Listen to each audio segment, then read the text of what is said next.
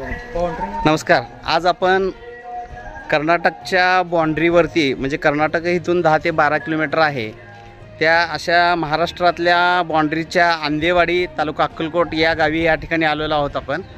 तर या गावचं वैशिष्ट्य असं की या गावामध्ये हिंदू मुस्लिम सर्व जाती धर्माचे लोक या ठिकाणी एकत्र राहत होते. या ठिकाणी तुम्ही पाहता की आता मारुतीचं मंदिर असेल किंवा अनेक या ठिकाणी हे तुम्ही पाहू शकता की हे हनुमानाचं मंदिर आहे. त्या लगतच जर इथून बघितलं तर तुम्ही या ठिकाणी गणपतीचं मंदिर आहे.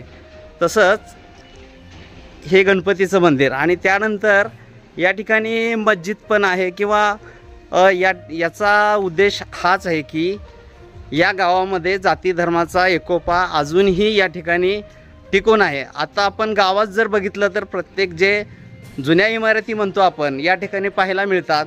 जी जुनी घरं आजही या ठिकाणी टिकून किंवा वास्तव आज ह्या इमारती जे आहेत किंवा हे घरं जे आहेत की या साक्षीदार आहेत की बऱ्याचशा या ठिकाणी या गावामधून अनेक तरुण नोकरीला लागले, भारतीय सैन्यामध्ये आहे, डॉक्टर चांगल्या पदावरती या ठिकाणी काम करतात.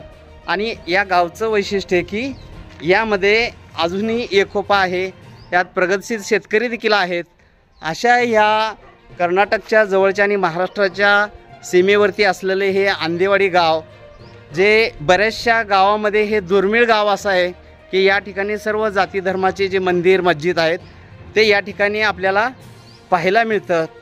अशा पद्धतीनं हे त्यावेळेसचे जे गावामध्ये बसायचे जे लोक होते कट्टे म्हणा की या ठिकाणी लोक टाईमपाससाठी बसत होते किंवा या ठिकाणी गावची जी पूर्णपणे चर्चा या कट्ट्यावरती राजकीय असेल सामाजिक असेल किंवा ह्या ठिकाणी हे चर्चाचं हे ठिकाण तुम्ही पाहू शकता की यामधूनच सर्व गावातल्या घडामोडी आजूबाजूच्या घडामोडी शहरातल्या असतील किंवा पुण्या मुंबईमध्ये जे काय घडतं ह्या ठिकाणाहून हे गावामध्ये अशा प्रकारे लोक या ठिकाणी बसत होते आणि चर्चा करत होते. अशा ह्या सुंदर आणि छान अशा आंदेवाडी ह्या गावाचं वैशिष्ट्य आहे की यामध्ये सर्व मंदिर मस्जिद या ठिकाणी आहेत.